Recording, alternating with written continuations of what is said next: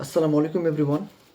আজকে আমরা আলোচনা করব যে ভারতে কবে থেকে এবং কিভাবে মধ্যযুগের সূচনা হলো। তো এটাকে জানবো একটা গল্পের মাধ্যমে। তো তুর্কি দেশের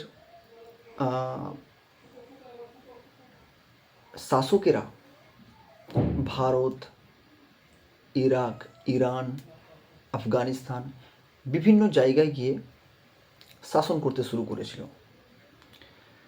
তাই তাদেরকে বলা হতো তুর্কি বংশোদ্ভূত বা তুর্কি বলা হতো, তুর্কি জাতি বলা হতো, তুর্কি সম্প্রদায় বলা হতো।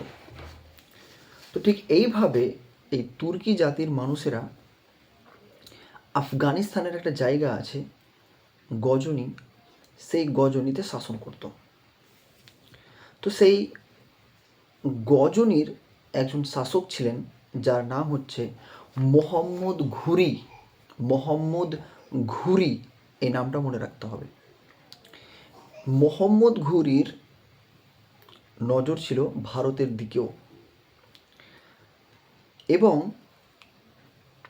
সে ভারতকে ক্যাপচার করতে চেয়েছিল, নিজের দখলে আনতে চেয়েছিল। আর তার উদ্দেশ্যকে সাধিত করার জন্য 1191 সালে তিনি ভারতের উপর আক্রমণ করেন এবং সেই সময়ে মুলতান এবং আজমির এর শাসক ছিলেন পৃথ্বীরাজ চৌহান।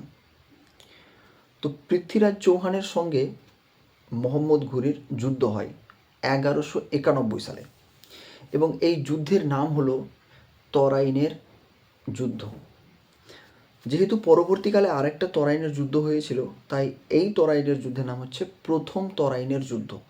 তো প্রথম তরাইনের যুদ্ধ হয়েছিল 1191 সালে, কিন্তু মোহাম্মদ ঘুরির উদ্দেশ্য সাধিত হয়নি, তিনি এই যুদ্ধে হেরে গিয়েছিলেন।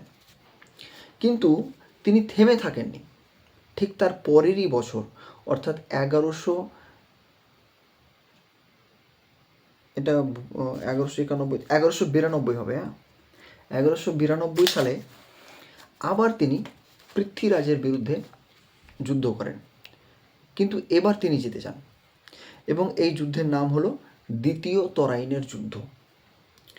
তো দ্বিতীয় তরাইনের যুদ্ধে মোহাম্মদ ঘুরি জিতে গিয়েছিল, কিন্তু মোহাম্মদ ঘুরি নিজে মুলতান এবং আজমির বা ভারতের অন্যান্য জায়গাগুলোর নিজে শাসক হননি।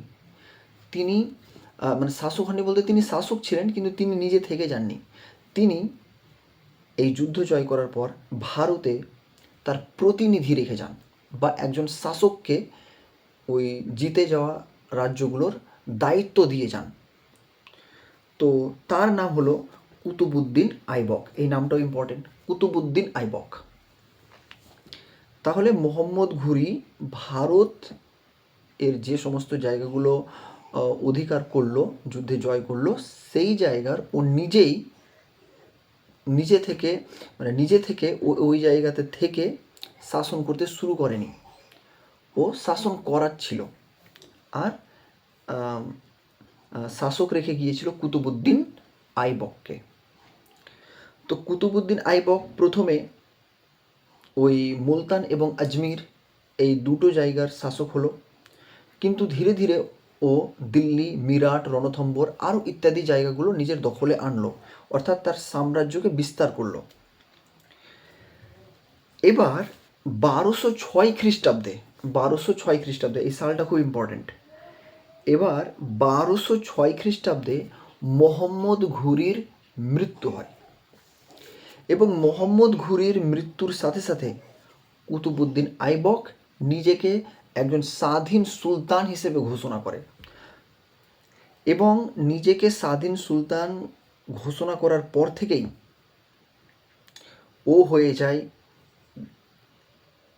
সুলতানি যুগের ভারতের সুলতানি যুগের প্রতিষ্ঠাতা।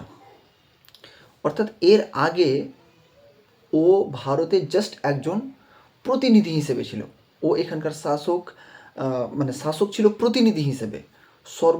সবচেয়ে বড় কি বলবো, সবচেয়ে বড় শাসক ছিলেন না, তিনি অন্য একজন শাসকের রেখে যাওয়া প্রতিনিধি, ওই মোহাম্মদ ঘুরির।